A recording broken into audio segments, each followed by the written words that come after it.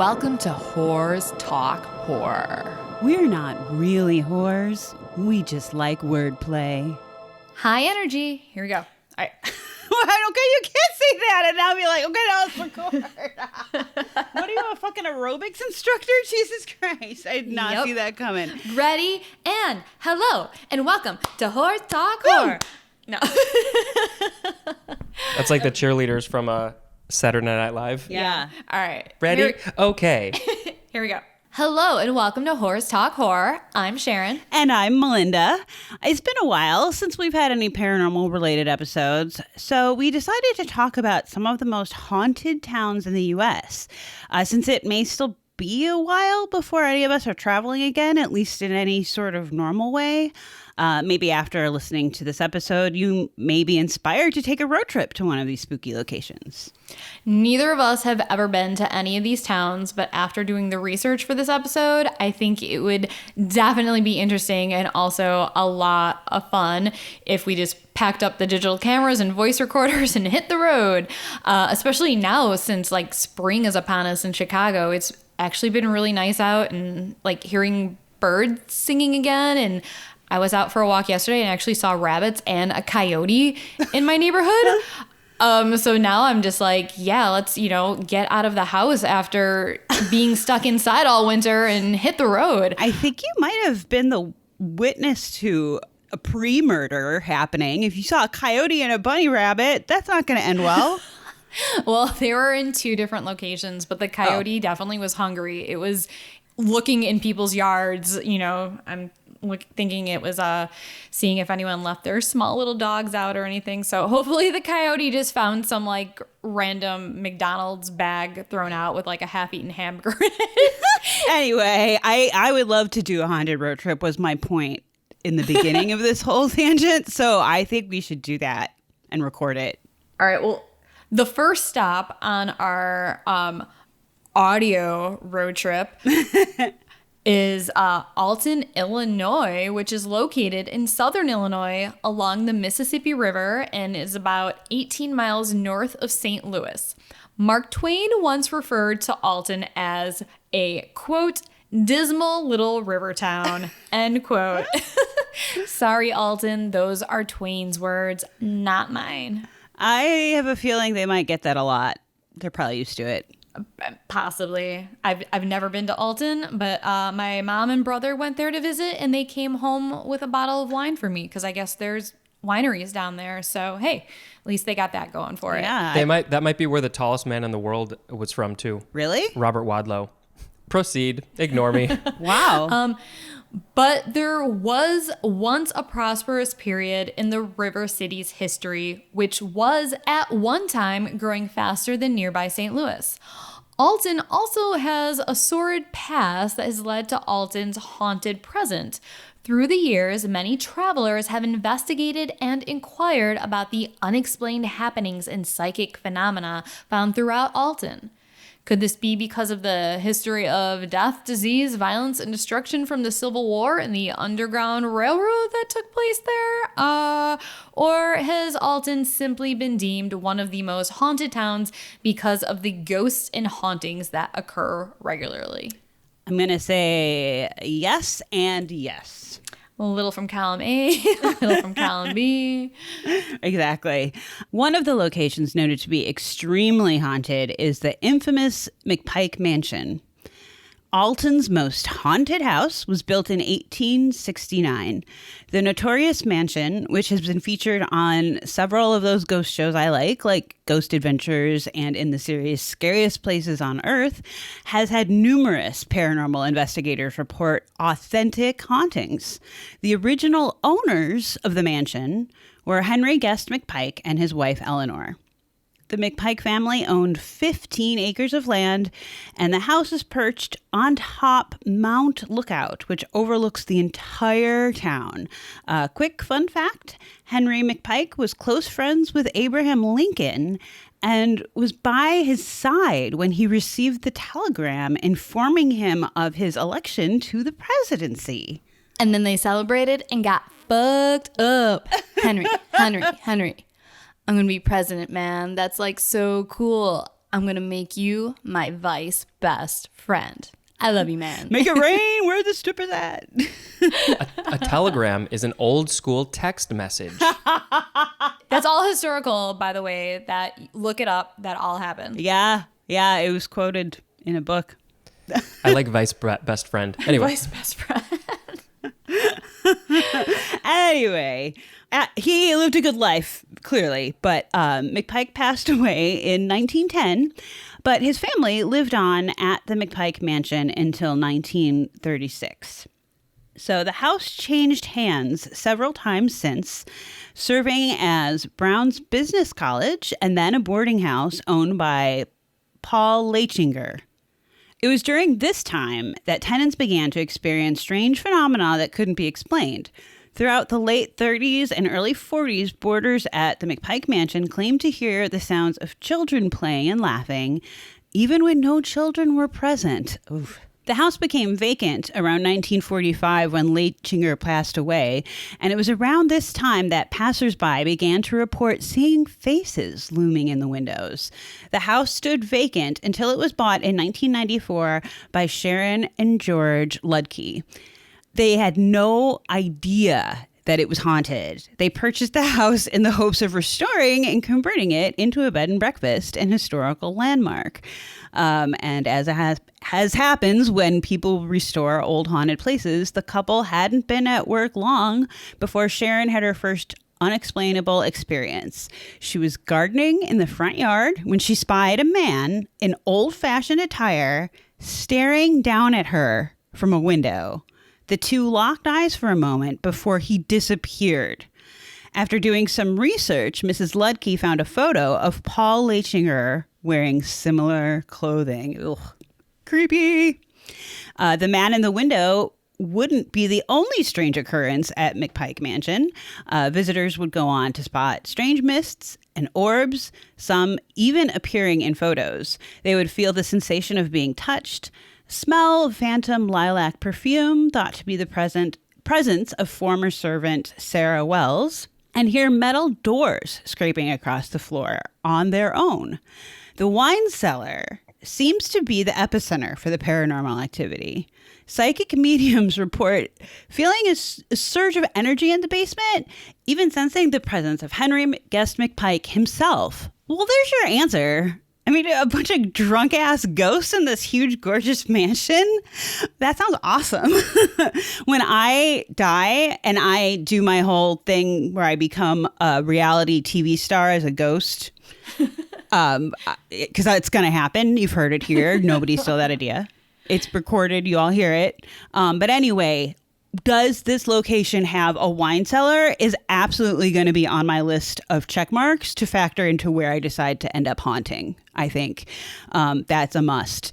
And the reports of like faces in windows and pictures and stuff like that. Oh my God, probably some former boarder, like fresh up from the wine cellar, sees a tourist and is like, watch me photobomb this dude, and then drunk and laughing, loses his balance, which is something I would totally do sober, and smacks into a nearby metal door, and that's what the scraping sound is. There you go. Solved. All right, well, I also have another idea that I don't want anyone to steal. Someone needs to make a movie about drunk ghosts. Oh, totally. Like a bunch of frat boys get murdered in their frat house and then haunt the fuck out of it. So it'd be like Animal House, but they're all ghosts. All right, let's get to work on these ideas. I like it. I love that idea, Sharon. That's awesome. Back in Alton, Illinois, some claim that the haunts, again in Big Pike Mansion, date back to the property before the mansion was even built, with the detections of Native American ghosts and a residue from a possible Underground Railroad stop. Other stories include servants of the building, a cook in the kitchen, and the strange death of a woman in the bathtub. More than 11 different spirits have been experienced at the house in recent years. So yeah, I would say all of those things would factor into a good haunting, for sure. The First Unitarian Church of Alton is another hotbed for paranormal activity. It was built in 1830 and called St. Matthew's Catholic Church. 20 years later, the church burned to the ground. The Unitarian Society purchased the land and rebuilt a church for themselves. Another fire occurred in 1901, burning the church down to its foundation yet again. The church that stands there now was rebuilt in 1905. Hopefully made of steel. 2 churches burned to the ground in the same exact place? Jesus. I mean, yeah, they should probably take a hint. Burn down once, shame on you. Burn down twice, shame on me for building another shitty church. What the fuck was I thinking? Well put. But Reverend Philip Mercer became a well-respected preacher at the Unitarian Church at the young age of 18. Oh boy. Moving here from England, he had a way of speaking in his sermons that made people from all over come to hear him preach.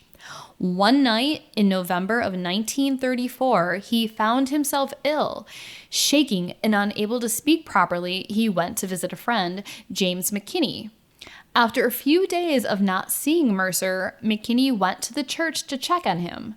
Mercer was found hanging in the doorway of the minister's study. Since the Reverend's death, there have been reports of voices and shadowy figures coming from the basement of the church.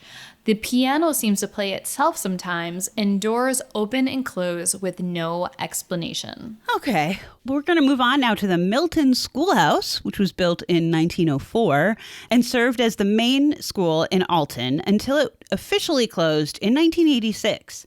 After the school shut down, several different businesses took up residence in the building over the years. The haunting of this building revolves around a little girl named Mary. One day after school, Mary was finishing up decorating a seasonal bulletin board in her classroom while everyone else in the building had left for the day. As the sun started to go down, she realized that she ought to get home before her mother worried about where she was. As she was skipping down the stairs toward the gymnasium doors, she heard a noise behind her. The next morning, Mary was found in the girls' locker room, battered with blood all over her, and her clothes had been torn up. How do we know that she heard a sound, though? All due respect to the Milton Schoolhouse people, but I think this might be a urban legend. Wink, wink, nudge, nudge, huh? Plus, her name's Mary. I'm just picturing like blonde braids as she's like skipping down the sky. I don't know, just me. Sorry. And how would they know she was skipping too? So good points. Thank you. It's very classic, like haunting story. Anyway, rest in peace, Mary. When a design company took over the building many years later, they noticed that there were weird happenings in the building. They heard footsteps, things started missing and then reappearing from the office, and one man even believes he saw the figure of a young girl. Was it Mary? Maybe it is the ghost of a woman trying to get their attention or send a message. Or maybe she's just like, my name's Jenny, you assholes. Other haunted locations in Alton. Alton, I think, has the most haunted locations of any city we're going to be talking about. We need to go. I've never been there either, and it's in our state. We need to go. Let's do it. Road trip this summer. There is also the Alton City Cemetery, the Confederate prison, also called the Old Alton Prison. During the Civil War, the facility imprisoned thousands of Confederate soldiers, and over 1,400 died due to a smallpox outbreak. Hashtag sorry, not sorry. I was thinking the same thing. I'm gonna chalk that one up to karma. Mm-hmm. Jacoby Art Center is also said to be haunted since the basement used to be, a mortuary. And the Mineral Springs Mall, which was once an elegant hotel and spa in its day, but its history is filled with tragedy, murders, suicides, natural and accidental deaths. Enjoy a deep tissue massage after the Shining twins scare the shit out of you whenever you walk back to your room. Yeah, it doesn't sound like a very relaxing place Dude. for a spa. Damn, that history. Right? All right, Mindy, what is the next stop on our road trip? We're going to Adams, Tennessee. Adams, Tennessee is near the Kentucky state line, and it is a very tiny town with a current population of under 700. 700 people total in the town.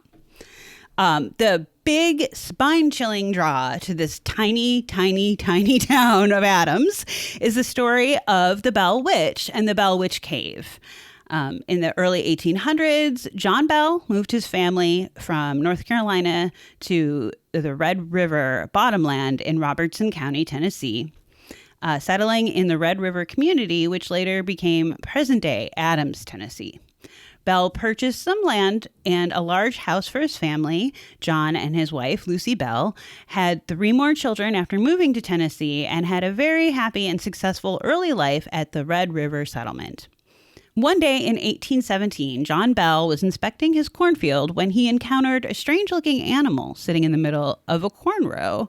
It had the body of a dog and the head of a rabbit. It's called a rabadoodle, and I believe that Paris Hilton and Khloe Kardashian both have one. And they're thousands of dollars. Yeah. and they're $10,000 for one of them. They only live for like a year. Because of all of their congenital deformities. Jesus Christ. Thank God it's not a real animal. This would not be funny at all. It would just be cruel. Well, so because of everything we just said, understandably, John Bell was shocked by the appearance of this animal. And so he shot at it several times and the animal vanished. This was the first documented manifestation of the entity. Bell thought nothing more of the incident, at least not until after dinner. That evening, the family began hearing, quote, beating sounds on the outside of the walls of their log home. The mysterious sounds continued with increased frequency and force each night. Bell and his sons often hurried outside to catch the culprit, but would always return empty-handed. In the weeks that followed, the Bell children began waking up frightened, complaining that rats were gnawing at their bedposts. Not long after that, the children began complaining of having their bed covers pulled from them and their pillows tossed on the floor by a seemingly invisible entity. The family was terrified, but kept the problem to themselves for over a year. When things became intolerable, John confided in a neighbor, James Johnson. He invited Mr. and Mrs. Johnson to spend the night. Here, welcome to my home. Please enjoy our huge rats. Try not to have them chew your legs off in the middle of the night. After several nights of witnessing these strange things, Mr. Johnson suggested that more people should be told, and a committee was formed and an investigation started. It was not long before people were coming from miles around to hear and witness this unseen force that was terrorizing the Bell home.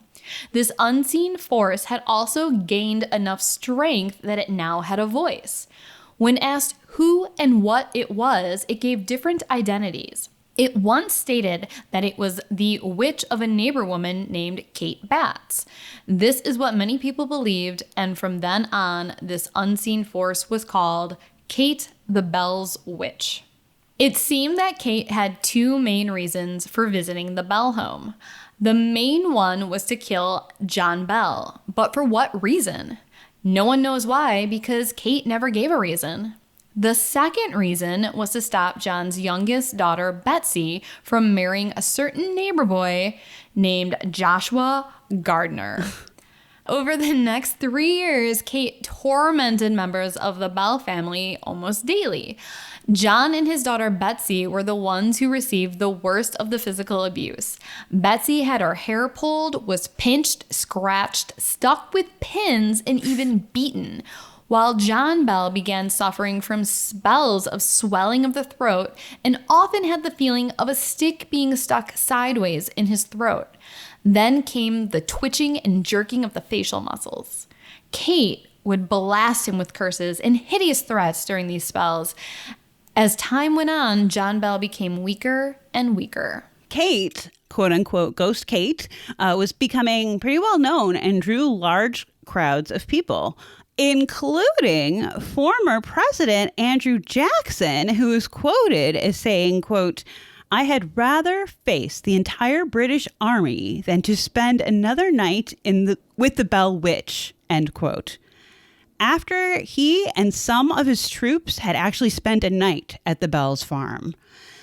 Kate finally accomplished her mission for coming to the Bell farm. On December 20th, 1820, John Bell died.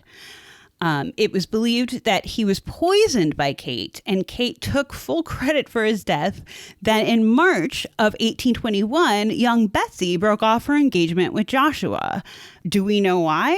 Because he was a scrub. I just think it's funny that we're talking about Kate like a person, and it's like just we don't, just this entity, no one knows who she is. Kate then bid everyone farewell and promised to return in 7 years. She did return in 1828 for a few short weeks. She was doing her farewell tour around the area. Exactly. During this visit, she came to the home of John Bell Jr. and had long talks with him about the past, the present, and the future. She also made some predictions for the future. Who is she, John Edwards now? Like, what is her deal? Like, she's a personality. I'm telling you, it can be accomplished as a ghost. Kate also said, I guess, Kate told us. Kate also said that there was a reason for John Bell's death. However, she never said what the reason was, because naturally, after the second visit, she said her next return would be in 107 years. She's very specific, too. That would have been in 1935, but some believe that she never left the area at all due to the strange things that have occurred in and around the town of Adams and the Bell Witch Cave over these many, many years. So there's a movie called An American Haunting starring Donald Sutherland and Sissy Spacek that is based on this story. And spoiler alert, if you haven't seen it, I also recommend that you don't see it, because I remember hating this movie when I watched it. But the movie ends with you finding out that the entire time John Bell was sexually abusing his daughter Betsy, and that's what led to Betsy somehow manifesting a poltergeist that led to all the hauntings. But just so the audience knows, in the real story of the Bell Witch, there is absolutely no evidence of John molesting his daughter. And back in 1849, the Saturday Evening Post published an article accusing Betsy of having faked the whole thing. She threatened to sue.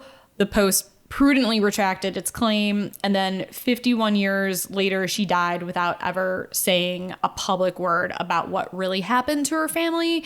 But yeah, I did some digging and was not able to find anything that corroborates that was true, that there was any sort of sexual abuse going on. But I'm pretty sure in last podcast, I actually have to re-listen to that as well. I thought they did mention that was ultimately what it came down to, but I could be mistaken. Yeah, I was thinking that too, leading up to recording this, but I have seen that movie that you're referring to. It was just on one day, and I had it on in the background. I didn't think it was too great, but I also thought too, and again, this is according to the movie, that, and I don't know really very many facts about this case other than what we were just talking about, because it's research for the show. But I thought that Kate was a person, and that she and John, he ended up somehow buying some of her land and she didn't think it was authorized or something like that. But that could have also been a Hollywood edition for the movie version. So anyway, I'm not a big fan of caves, so I don't think I'll ever go out check to see if Kate's hanging out in the Bell Witch Cave in person, but I don't think it's an actual cave. Yeah, I was wondering, a cave was never mentioned, but I think that would be cool if she was hanging out in a cave. I'd go say hi, let's hang out. Maybe she's like a guru.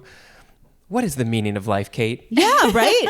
And then you get her voice echoing from out of the cave to give you your answer.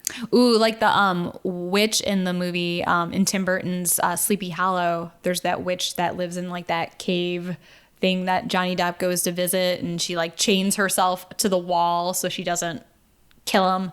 Oh yeah, I was thinking of the witch in Big Fish. Oh yeah, there's a witch in that too. Very similar witches. Tim Burton loves witches. He does. And why not? Witches are kind of awesome. I like witches. All right. Well, let's go north a bit to East Bethany, New York. East Bethany is a hamlet located within Bethany, New York, in Genesee County, which is located in the western part of the state between Rochester and Buffalo. It is also the location of the decaying Rolling Hills Asylum, which was featured in American Horror Story Asylum. I'm also pretty sure that either the original Ghost Hunters show from back in the day went there, but by now I think like pretty much all the big like Ghost Hunter shows have gone there. So I'm sure you can find an episode to see the mansion or to see the asylum if anyone's curious. Just saying. I'm pretty sure you're right. I think this is like a huge location for ghost hunters to visit. And there's good reason for that, because over 1,700 bodies are believed to be buried on the grounds in unmarked graves. And a plethora of supernatural activity has been reported at the asylum, including disembodied voices, door slamming, footsteps, and full body apparitions. There are stories of shadow people, ghostly touches, and numerous EVP recordings as well. The compound was founded in 1827 as the Genesee County Poor Farm. Over the decades, it housed orphans, the destitute elderly, people who were physically handicapped, the morally corrupt, criminals, and people living with mental illness. It eventually became an asylum only for people living with mental illnesses, or at least those perceived to have mental illnesses at the time. Poorhouses or poor farms were common in the United States in the 19th and early 20th centuries. In these institutions, able-bodied residents were required to work. The Genesee County Poor Farm was a self-sufficient working farm in woods spanning over 200 acres, providing food and fuel. I can't believe that was its actual name. County Poor Farm? What a morale booster for residents. Jesus. Well, you know, people in the 1800s weren't exactly known for their political correctness. Point taken. It could have been named something much worse, I'm sure. Speaking of that, it's funny you should say that. Residents were actually referred to as inmates, no matter why they were housed there. And many people who worked on the farm actually built and made wares to sell to help offset some of the living expenses. They raised Holsteins, pigs, draft horses, chickens, and ducks. Also growing vegetables and fruit crops, canning jams, jellies, and meats were all part of the chores. There was even a bakery and a wood shop where the coffins were made for use as needed and for sale to local mortuaries. In 1964, Rolling Hills became the Genesee County Nursing Home, but the facility was only used in that capacity for 10 years until it was finally closed in 1974, mostly because of code issues. But the spirits of some of the souls that once lived on the property are thought to still inhabit Rolling Hills. One tragic story involved an inmate named Roy. Roy suffered from gigantism, a physical deformity that left him with protruding facial features, large hands and feet, and a height of over 7 feet tall. Roy was the son of a prominent banker, and his physical appearance was an embarrassment to his family. Poor Roy. At age 12, Roy was dropped at the Genesee County home and was left there until his death at age 62. Roy liked opera music and was a kind man. Today, his unmistakable shadow is said to still be witnessed by visitors who have reported seeing him throughout the building. In the old men's dormitory, which is located on the second floor of the East Wing, there is a corridor referred to as the Shadow Hallway. Supposedly, when you look down the hallway towards the infirmary section, you can see shadow people. They can look solid or be light gray, medium gray, dark gray, or pitch black. They could also be normal human-shaped or amorphous shapes. They come in and out of doorways and walk across the hall. Sometimes they'll poke an arm or a leg out or crawl on the floor. now I'm picturing like the old cartoons where Bugs Bunny or some other character would try to distract, like Elmer Fudd or someone else by dressing as a woman, and you would just see like a high-heeled leg come out of a doorway, or there'd be like a long-gloved arm like coming out of the doorway. It was all like very burlesque. So I'm just picturing a bunch of sexy ghosts. And then like a very soft kind of like wong wong, like saxophone like playing off in the distance. Wah, chicka wah wah. Hey, Mr. Ghost Hunter, you like what you see? All right. Being a poor house, when the inmates died, there was little or no money for a proper burial. Over the decades, thousands were buried in a potter's field on the property. Most of the graves were unmarked, and the dead still lie below. The cemetery has faded away and the stones crumpled. The grass grew and the forest replanted. Today, there is a monument in the nearby Genesee County Park that holds a few of the headstones from the facility. According to Sharon, not me, but the current owner of the Rolling Hills Asylum property, which, I wish. But she says that she has a theory about why this property is such a hotspot for paranormal activity. Quote, "It's the only home that a lot of these people ever knew. They felt attached to this place. Some of them lost their homes. There were widows and orphans, and they developed their own family and friends here. So I think a lot of people felt comfortable here. They didn't want to leave. So we treat our spirits like they are really breathing, living people," end quote. I think that's so beautiful. Yeah, I love that. Really sad, actually, too, to imagine. Oh, those poor ghosts. It's sad, but yeah. I'm glad that they were able to find a family amongst each other, and hopefully they all loved each other and cared for each other, and were able to make the best lives possible for themselves that they could make during those times. So, and now they have living people that actually respect them, and that part's really lovely too. I actually got a little choked up. I'm not gonna lie. I'm glad that the current owner is very respectful of the spirits that live there, and treats the place as it's their house, and she's just a guest in their home. Yeah, exactly. So before we head west, I think we have to make one more stop to the very north, a town any Stephen King fan will know. Bangor, Maine is where Stephen King called home for over 37 years. It's in the southern part of Maine and has been the inspiration for King's fictional town of Derry. And it was reported in October of 2019 that his former mansion will be officially made into a museum honoring the author and his work. I want to go to there. It will also be used as a writer's retreat, so aspiring horror novelists can soak in all the spooky vibes of the mansion. Not sure if that is still going to happen because the pandemic shut everything down for most of 2020, but we'll see. Our first stop in Bangor, Maine is Mount Hope Cemetery. King used to hang out there in college and is said to have come up with some of his scariest story ideas there. He also reportedly borrowed the names of some of his best-known characters like Carrie and Georgie from headstones at the cemetery. Scenes from Pet Sematary were even shot there on location. That's why they had all those problems during shooting. If they shot in an actual cemetery, what the hell? Was it the actual movie, or I thought it was the music video that they had like some weird shit happening. Oh, maybe you're right. But God, I haven't thought about that in forever. So, I could totally be wrong as well. But anyway, rocking out at a cemetery, talk about disturbing someone's rest. Jesus.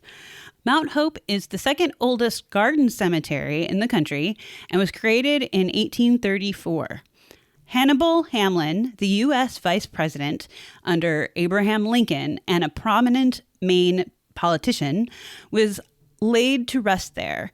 So is gangster Al Brady, comedian Richard Golden, and actor Ralph Sipperly, as well as many prominent members of Congress, ambassadors, governors, lumber magnates, and Civil War generals.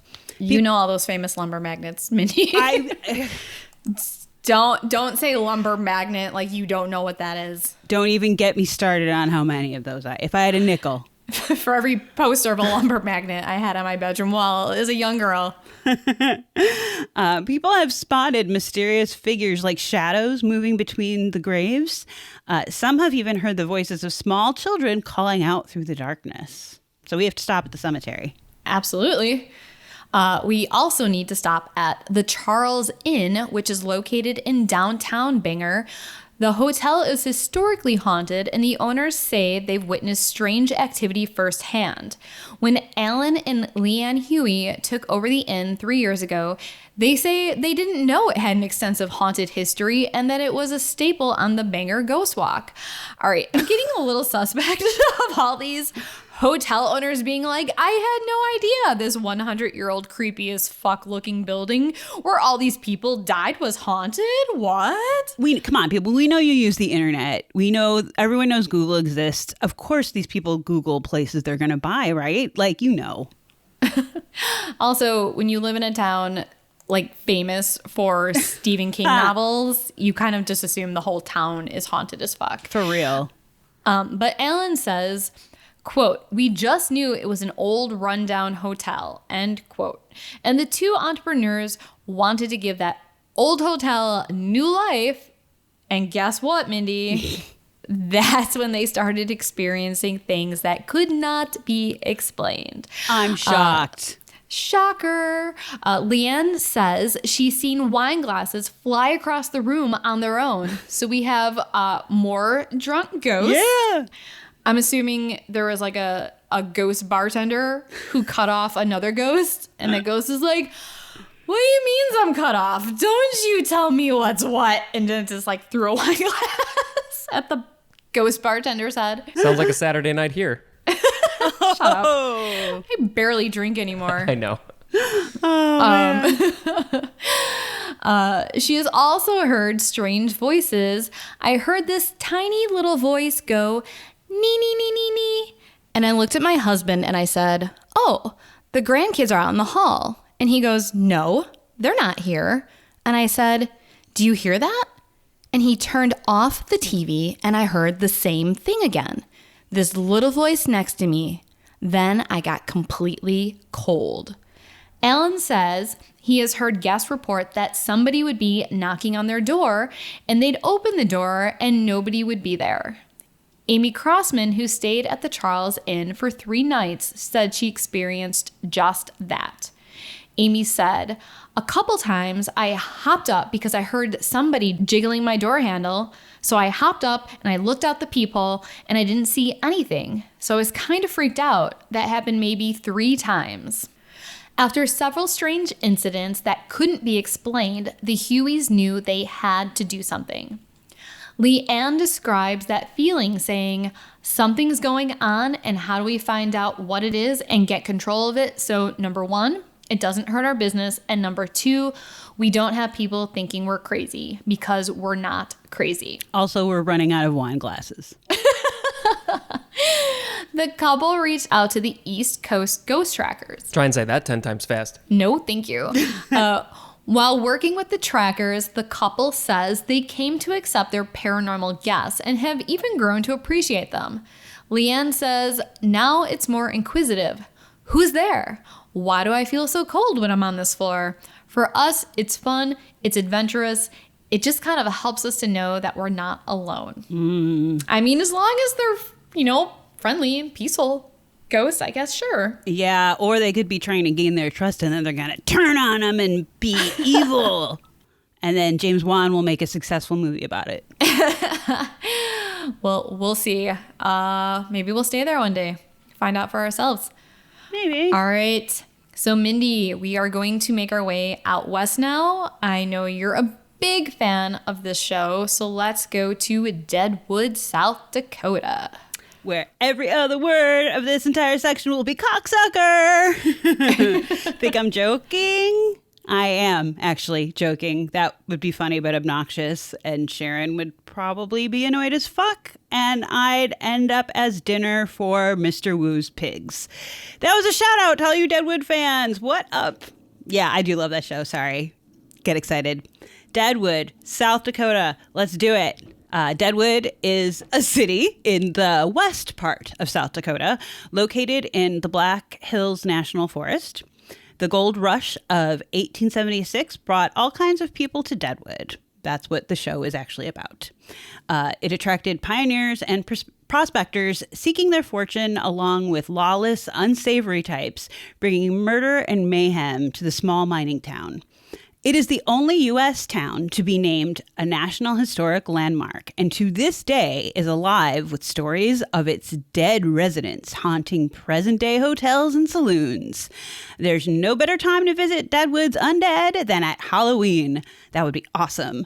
The city celebrates Dead Weird with a monster ball at the Franklin Hotel and hourly haunted tours at the historic Adams House. And at least this was pre-pandemic, but oh my God, that sounds so much fun. So there's Mount Moriah Cemetery. That's our first stop here in Deadwood. You can pay your respects to the most famous or infamous of Deadwood's dead at Mount Moriah Cemetery, including Wild Bill Hickok, the celebrated gunslinger who was shot in the back of the head after drawing a pair of aces and a pair of black eights at Saloon Number 10. Trick shooter Calamity Jane is also buried there, next to her buddy, Wild Bill Hickok, just as she requested on her deathbed. Deadwood's first sheriff, Seth Bullock, became a businessman and hotelier. He rests at the top of a steep trail in Plot 99 because, of course, he's resting at the top of a steep trail. He was memorably portrayed in the HBO show, of course, by the hot as fuck Timothy Olyphant. Have you ever seen a picture of the real Seth Bullock, Mindy? I did a long time ago, but I will say that while I think Timothy Olyphant is fantastic in Deadwood, I don't find him particularly attractive as Seth Bullock. I have friends who do, which is funny because I think he's hot as hell. So yeah, well, I didn't want to ruin your fantasy, but the real Seth Bullock's mustache looked like he took a toupee and glued it above his upper lip. It's literally the longest, thickest stash I've ever seen. Everyone Google Seth Bullock's mustache right now. I'm sure he was walking around at that time with like a month's worth of soup stuck in there. So if you do end up watching the show Deadwood, you'll be like, wow, Timothy Olyphant did a good job, I think, because that's part of what I don't find attractive. They do have a mustache on him. No. I've seen pictures of Timothy Olyphant playing him, and his mustache is not anywhere near. I mean, no. Trust me. That's so funny. Do a Google search right now, Mindy. Look. There's like side-by-side comparisons of him, and they completely left out the enormity. Yes, the enormity of his mustache. But I think they probably wanted his character to be a little bit sexy, which is why Hollywood didn't have a budget enough for that mustache. Speaking of Seth Bullock and his really long mustache, our next stop is the historic Bullock Hotel, named after the man himself. You might encounter Deadwood's first sheriff yourself at the historic Bullock Hotel. If you smell cigar smoke when no one is smoking a cigar, that might be because Bullock was known for his heavy cigar smoking, according to hotel employees. So basically, his mustache just smelled like old soup and cigar smoke. Very sexy. His ghostly form also appears in photos that are on display, but he's not the only one knocking about in the hotel he built in 1895. Bullock took in many people during a cholera outbreak, and the small children who succumbed to the disease are said to still roam the building, moving shiny things and organizing change by denomination. Some say there was a hanging in room 211, and guests have seen a faint figure still hanging there. Deadwood is also home to the historic Adams House. W.E. Adams was the second owner of the Adams House, a home like Deadwood had never seen when it was built in 1892, with indoor plumbing, electricity, and a telephone. High tech. Moving on up to the 19th century. After Adams died of a stroke in the house, it is said that his wife could still hear him walking around the second floor. She left the house and its contents untouched, so it sat empty for 50 years until it was turned into a bed and breakfast and later a museum. He was so lonely. Visitors and employees have seen a rocking chair rock on its own, encountered a shadowy man standing at an upstairs window, and heard voices and footsteps in rooms throughout the house. Spirits and all, the Adams house is a perfectly preserved window into 19th century Victorian life, from the music room with original sheet music to the medicine in the bathroom. Whoa. I love old houses that have been turned into museums where they just leave everything as it is, so you can see how people lived back in, 100 years ago, 200 years ago, whatever. I just think that's so fascinating. Like the fact that they still have the medicine that they used in the bathroom of this place, like, wow. Yeah, and actually for a second I thought you were going to say, I love when people leave their old medicine in the bathroom. She loves that too. When I go into your medicine cabinet and, put a couple in my pocket for later. From for like funsies. the 1800s or whatever. Oh, yeah. I'm sure that hasn't expired. Well, the medicine back then probably had a lot of stuff that you can't find in today's medicine. I think all medicine back then was just like straight cocaine in pill form. Pretty much. Cannabis, heroin, morphine. Here's a pill of morphine. Here's a pill of codeine. Here's a pill of cocaine. Your Well, and stomach hurts. laudanum. Don't forget our friend laudanum. That was a big one back during this time. The cure for what ails ya. For all that what ails ya. That's a saying, right? It is now. Finally, we have the historic Fairmont Hotel and Casino. When Ron Russo bought the Fairmont, a former brothel, in 1989 and began renovations, here we go again, the ghost had other thoughts. When Amy Allen and Steve DiChiavi of the Dead Files visited the Deadwood Hotel, they experienced an abundance of paranormal activity on the third floor, especially from a spirit Amy called Grumpy Man. Ron would later learn that his name was actually Henry, and he was still angry that his sex worker girlfriend died of syphilis. There was also Maggie, who threw herself from a third floor window after learning that her boyfriend had left her. She still lingers there as well. And then there are all the incidences of photographed orbs and ghostly touches. All right, so when are we driving out to Deadwood? I don't know that I want to go to Deadwood, honestly, just because there was like so much that happened out there, and especially with the Native American and the white men fighting, it's too much violence in that area. I think it would not be comfortable. Any square foot of our country probably had Native Americans I know, white men fighting on it. So, I mean, basically, you would have to leave the country to not be in an area like that. But have you seen actual photographs of that area now? It is so fucking beautiful. Yeah. Like, all the green forests around it. And, like, it just looks so beautiful. I had no idea. When I think of Deadwood, South Dakota, I literally think of, like, a vast wasteland with, like, no trees and just kind of, like, desert and, like, typical Wild West. Yeah. I had no idea it was, like, so lush and green and like the mountains and everything around it. I want to go. It looks like the cutest little town. Okay, well, maybe. All right, Mindy. Well, you can stay at home and you can house sit our cats while Spencer and I go.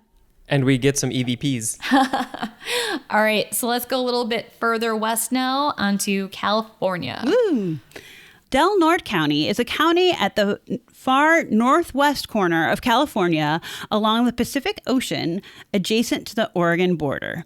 The rural county is notable for its redwood forests, unique plants and flowers, dozens of species of coastal birds and fish, rocky primitive beaches and sea stacks, pristine rivers, and historic lighthouses, as well as being the location of some of the forest scenes used in Return of the Jedi.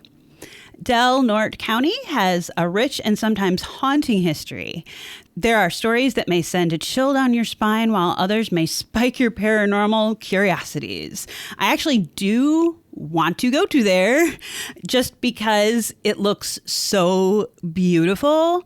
But I also very, very much want to visit Endor. 100% want to go there because Star Wars. If I see a ghost or maybe two, win-win. Agree. Yeah. Absolutely gorgeous looking and doesn't look like it's highly populated, which I like. Yeah. Little amount of people, the better these days. And also, yeah, Endor. I mean, it just is so, yeah, just gorgeous, gorgeous, gorgeous. So would we be like super nerds to put on Ewok costumes and go hiking in the forest? Oh my God. I guarantee people have done that. I guarantee they have too. And that just shows how nerdy I am. That just popped into my mind. I'm going to totally Google that later because I want to see pictures. All right, what's our first stop in Del Norte County? Our first stop is McNulty House. The Victorian-inspired McNulty House was built in 1897, where Lillian McNulty lived until her death in 1957. In her will, Lillian specified that the house should serve the community as a library or museum. Her wishes were honored for several decades, but eventually the house was sold as a private residence. In the years after the sale, several reports have surfaced about an apparition of a woman sometimes wandering the house or staring out of the window. A former resident of the home reported seeing a woman dressed in white Victorian clothing. The ghostly figure was walking through the dining room. The witness quickly ran after her, believing there was someone in the house. As the apparition passed into the kitchen, it disappeared into thin air. Both visitors and residents say they have experienced an evening of ghostly sounds and doors opening on their own, as well as disembodied strange voices. Others say they hear inexplicable whispering. I feel bad for Lillian McNulty because they didn't honor her wishes, and now she's probably pissed off that it's not a museum or a library anymore. That's my thought as well. Yeah. Especially she hates the new owners of that house. She's like, oh my God, I'm stuck here with these people for how long? They remodeled the library, and now it's this thing they call a gaming room. I don't... Okay. From a beautiful Victorian, we're now going to go visit a lighthouse, Battery Point Lighthouse. Battery Point Lighthouse sits off the coast of Crescent City, California, and has been withstanding the ocean's waves for 165 years, and even survived a tsunami in 1964. It has been in operation since 1856, and maintains many centuries-old traditions, including resident lighthouse caretakers. Resident lighthouse caretakers. Willem Dafoe and Robert Pattinson. So Willem Dafoe and Robert Pattinson have reported, but actual real-life caretakers that work there have reported a rocking chair moving on its own, as well as the sound of boots trudging up the lighthouse stairway, as if a ghostly keeper was going on their rounds. Visitors to the lighthouse have actually reported being touched on their shoulders. By Robert Pattinson. Hey. Yeah. All right. Next, we are going back to land. From the shore, back to the land, to Patrick Creek Lodge. Just a short drive from Crescent City, tucked away in the Six Rivers National Forest, you'll find Patrick Creek Lodge and Historical Inn. Built almost a century ago, it has long been a place that welcomes travelers with its beautiful stone fireplace, a killer Sunday brunch, and a notable sign that reads, "Eat, Booze, Snooze." One such visitor may have been Maud. Her ghastly tale begins on her wedding day. The story goes that her fiancé jilted her on the day of the wedding, and the distraught young woman hung herself in room 16. I feel like a lot of the ghosts in today's episode either hung themselves or were somehow jilted by lovers. And well, that's how a lot of these kind of stories tend to go. Which is why most of them are probably urban legends. Yeah, that's what I was just about. Yeah. Have no legitimacy whatsoever, but they're still kind of fun to read. They are Right. totally, yeah. So ever since her possible hanging, strange occurrences have taken place in that particular suite, as well as the main dining room. But Maud is considered to be a friendly spirit. Aw. And last but not least, on our tour, we are going to the Redwood Groves of Norte County. Yes, please. I've never seen the Redwoods. I would absolutely love to. The Redwood Groves are mysterious places. Ancient trees tower above you, the ethereal light lurks through the canopy. But is it a place to find something haunted? Maybe. So I came across a story about a female hiker who was enjoying a beautiful, quiet morning hiking in Stout Grove with her boyfriend not too long ago. They snapped a few prime photos, and on their way out of the forest, an older couple stopped them. They asked if they noticed the girl sitting right in their photo spot. The hiker brushed it off and continued exploring. Later that evening, she happened to come across a chilling photo that she shared on her social media page. In her post, she said, "I saw this girl at the far corner where I had stood. She looked young, red hair, and her face was blurry." The hiker ended up doing a bit of research and discovered a young, redheaded female hitchhiker had been murdered in 1994, and her body was left at the Stout Grove trailhead. So, since we've been talking about urban legends, I wanted to see if there was any sort of validity to this story. Ooh. So I did some research, and indeed, there was a young woman named Camellia J. Randall, who was just 18 at the time. She was from Ashland, Oregon, and she was found murdered in that area. Randall was hitchhiking from Ashland, Oregon to Guerneville, California on October 26, 1994, when she was last seen in Crescent City. That evening, she called her aunt in Ashland and told her that she was going to be sleeping on the beach and not to worry if she didn't hear from her for a few days. 4 days later, her body was discovered wrapped in her sleeping bag in the old-growth redwood forest of Stout Grove outside Crescent City. Eventually, her killer was caught, but not until 7 years later. Robert Allen Wigley was found guilty of first-degree murder 9 years after the slaying of Camellia J. Randall. So this was in 2003. The jury found Wigley guilty of rape, sodomy, and infliction of torture, as well as murder, after only 22 minutes of deliberation. Oh my God. Yeah, so they must have had a ton of evidence on this guy. His DNA was matched to crime scene evidence in a cold hit that was run through the California Department of Justice databank. Camellia's mom said of her daughter, she was beautiful, innocent, and trusting. She was a free spirit, and in her heart, she didn't feel there were people like Wigley out there.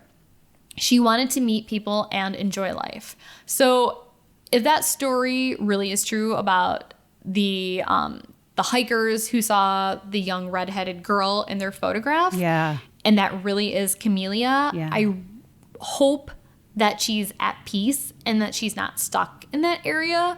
I hope she's able to leave if she wants to, because if not, that's so sad. That is, oh my God, that is awful. Yeah. And of So- course, she was like really sweet and trusting and didn't think people could be that cruel. And of course, someone like that is who crosses the path of some maniac who absolutely can be that cruel.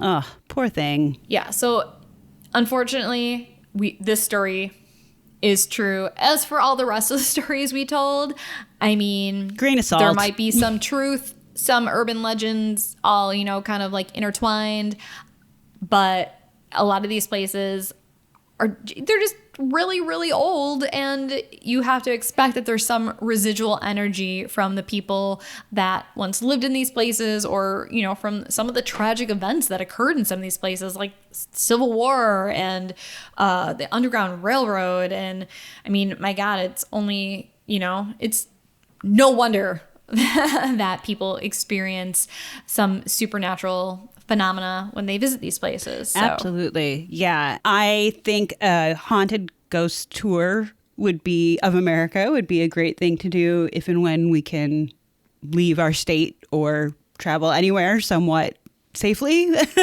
I think we're allowed to leave our states now. I don't know what other states we can technically go to. And what all we could do, because like a lot of places are closed down. But yeah.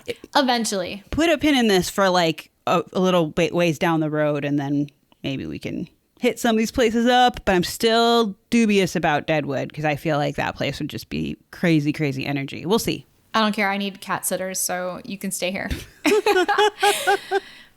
And also, a lot of these places are local to people. So if you didn't know about the haunted history of these places, now you do. So go out, explore. If you go to any of these places, let us know. We would love to hear if you have any crazy experiences at these places. If you see any ghosts or doors opening, closing on their own, knocking. Wine glasses flying.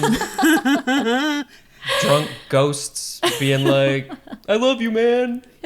So it's just like a frat party, basically. You just can't see everyone who's at the party necessarily all the time. Oh, all right. Well, thank you all for listening to us. As always, you can write to us at whorestalkhorror@gmail.com with anything you want to share with us.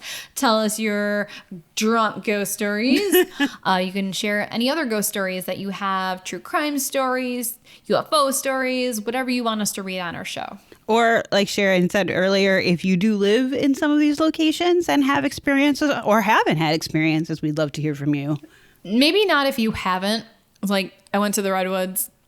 Trees are big. It was cool. Bye. Hey, I'd be like, thanks for writing, dude. Thanks for writing us to tell us about your mediocre trip to the Redwoods. There were no Ewoks. That's all the email says. The subject 1 star. 1 star. Went to the Redwoods. Didn't see any fucking Ewoks. Oh, yeah. Well, if nothing else, please subscribe to us and rate and review us if you like our show. It really, really helps podcasts get more exposure when you do that. If you're able to, you can also subscribe to our Patreon to see exclusive posts, get early access to episodes, and maybe receive some cool shit. Please, please, please be kind to each other and stay safe. And hopefully where you live, it is getting to be springtime slightly. We're finally tiptoeing into spring. So hope that the snow is melting for all of you. But be good to each other. And as always, thanks for getting creepy with us.